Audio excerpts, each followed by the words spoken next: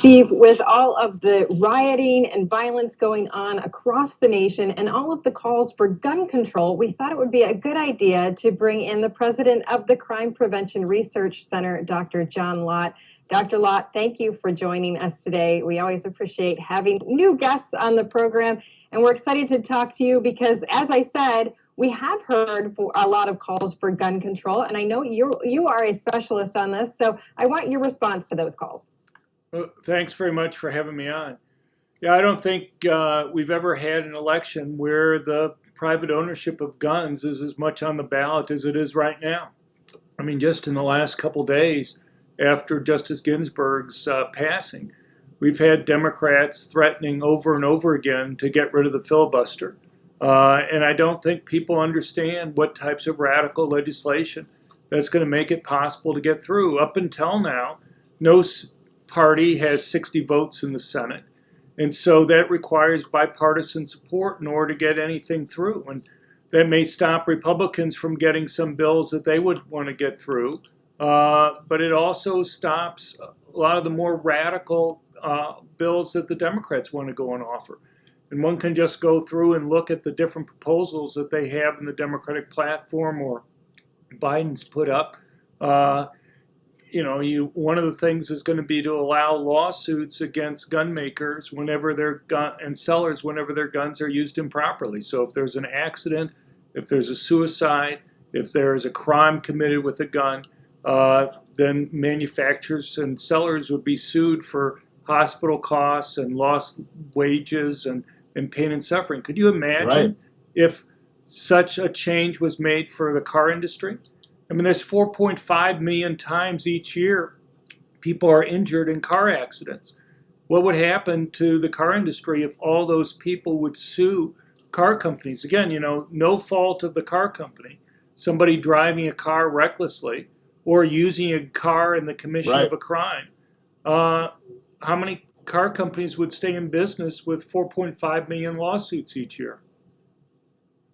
But it's beyond Let me ask you this, Doctor, because everything has changed now with the death of Ruth Bader Ginsburg on Friday. That, of course, gets tremendous attention now because of the impact it'll have on a variety of issues, not the least of which is gun control, because what the Democrats are saying is if they get control of the Senate and the Republicans seat a new associate justice on the Supreme Court, then they're willing to move forward with a court packing scheme, adding 4, 5, 6 justices at the Supreme Court that President Biden or his successor would get a chance to fill, obviously taking away the conservative majority we have currently.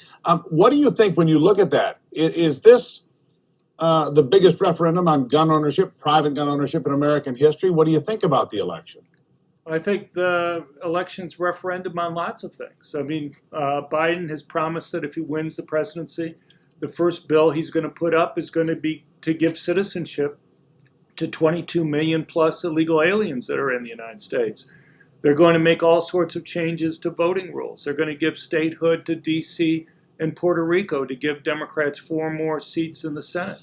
The thing is, moderates who don't want radical changes one way or the other should be aghast at the promises that Democrats have been making about getting rid of the filibuster, because all those types of changes that normally would be stopped because they would require at least some bipartisan support in the Senate, those types of safety valves are going to be gone. And it's going to be a change that it's going to be the Republicans will never win an election again, at least in terms of their current makeup.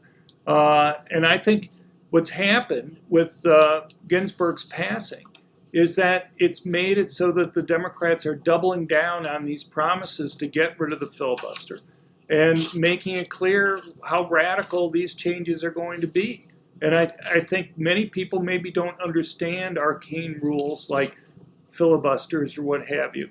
But her passing, Ginsburg's passing, is making them talk about it over and over again. And I think the message will get through to people. And I think it'll make a big difference in terms of getting people out to vote for Republicans in the fall. Dr. Lott, you wrote a book called Gun Control Myths. Now, I want to look at a couple of states. If you look at Illinois and Chicago, and you look at California, where we have a significant amount of gun crime, can you explain really quick for us why we see so much crime in these states that have such severe gun control laws? Well, in Chicago, it's pretty easy. Only 20% of murders result in an arrest in Chicago. Nationwide, you're talking about over 70% of murders result in an arrest. And there's all sorts of politically correct decisions that they've made there that hamstring and limit what the police are able to do in Chicago. It's not rocket science. If you make it so it's not risky for criminals to go and commit crime, guess what? They're going to go and commit more crime. And obviously, you have not just limiting what the police can do, but to go and get a concealed carry permit in Illinois costs you between about $400 and $450.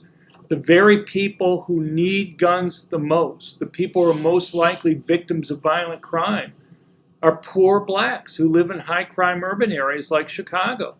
You make them have to pay $400 to $450 just to get the permit. We're not even talking about the price of the gun or the cost of background checks or anything else.